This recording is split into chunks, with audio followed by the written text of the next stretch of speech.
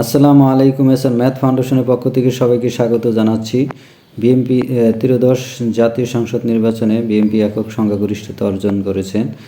সকালে তারা শপথ বাক্য পাঠ করেছেন এমপি হিসাবে, এবং বিকেল 4টার দিকে আমরা চূড়ান্ত মন্ত্রিসভার তালিকা চূড়ান্ত হয়েছে এবং শপথ বাক্য পাঠ হয়েছে কিছুক্ষণ আগে। আমরা দেখে নেব আজ কে কে এই মন্ত্রিসভায় স্থান পেয়েছে। বিএনপি নির্বাচিত সদস্যরা মঙ্গলবার সকালে শপথ গ্রহণ করেছেন। বিকেলে জাতীয় সংসদ ভবনের দক্ষিণ প্লাজায় শপথ নেবেন নতুন মন্ত্রী সভার সদস্যরা। এই মন্ত্রিসভায় 25 জন পণ্যমন্ত্রী এবং 24 জন প্রতিনিধি থাকবেন। বিএনপি চেয়ারপারসন তারেক রহমানের নেতৃত্বে 50 সদস্যের মন্ত্রিসভা গঠিত হয়েছে।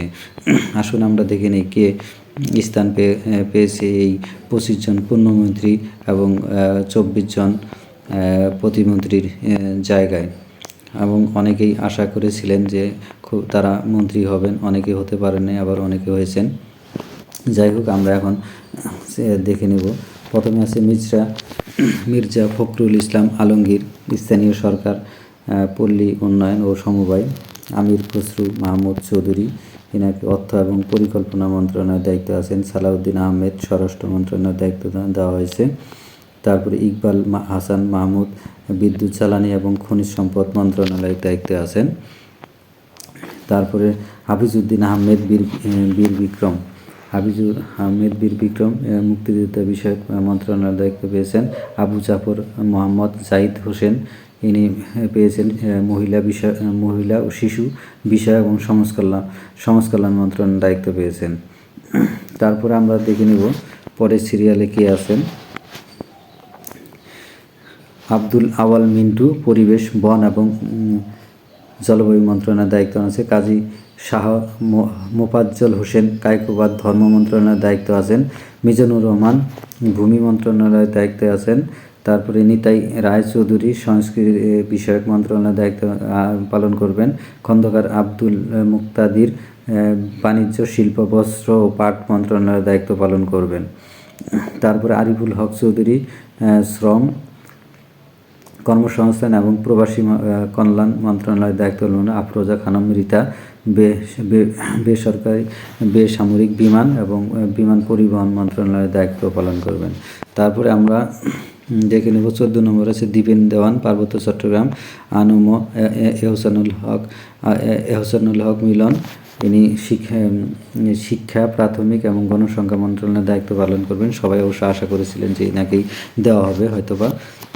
তারপরে সরদার মোহাম্মদ সাখাওয়াত হোসেন, ইনি স্বাস্থ্য পরিবার কল্যাণ মন্ত্রণালয়ের দায়িত্ব পালন করবেন। ফকির মাহবুব আনাম ডাক, টেলিযোগাযোগ ও তথ্য প্রযুক্তি মন্ত্রণালয়ের দায়িত্ব পালন করবেন।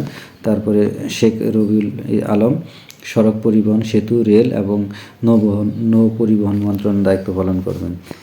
তারপরে আছে মোহাম্মদ আমিন উর রশিদ কৃষি, মৎস্য এবং প্রাণী সম্পদ মন্ত্রণালয়ের দায়িত্ব পালন। খলিলুর রহমান পররাষ্ট্র মন্ত্রণালয়ের দায়িত্ব পালন করবেন।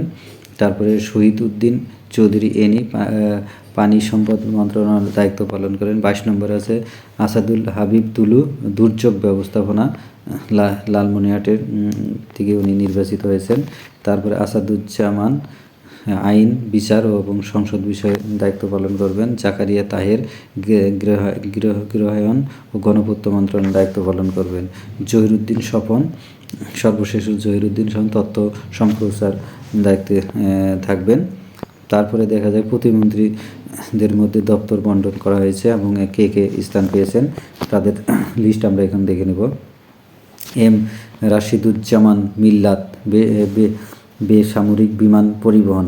অনিন্দ ইসলাম অমিত বিদ্যুৎ জ্বালানি এবং খনিজ সম্পদ মন্ত্রণালয়ের দায়িত্ব নেন। শরীফুল ইসলাম বাণিজ্য, শিল্প, বস্ত্র ও পাট মন্ত্রণালয়ের দায়িত্ব পালন করবেন প্রতিমন্ত্রী হিসাবে।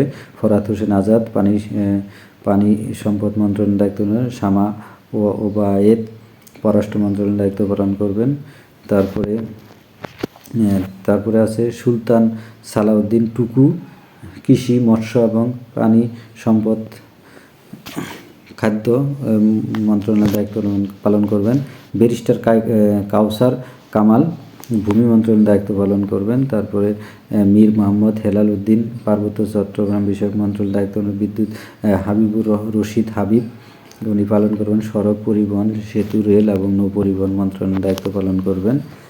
এখানে দুইজন দেওয়া আছে,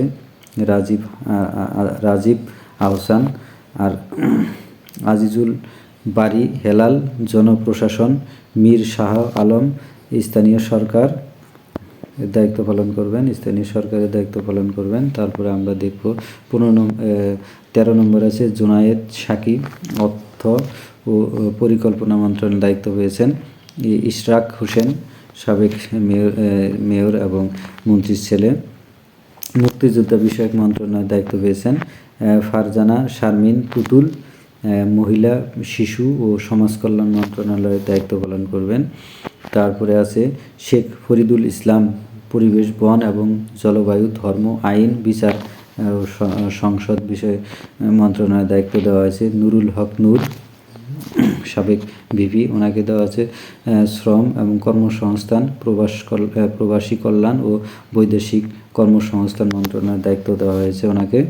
আর ইয়াসের খান চৌধুরী, তথ্য ও সম্প্রচার মন্ত্রণালয়ের দায়িত্ব দেওয়া হয়েছে।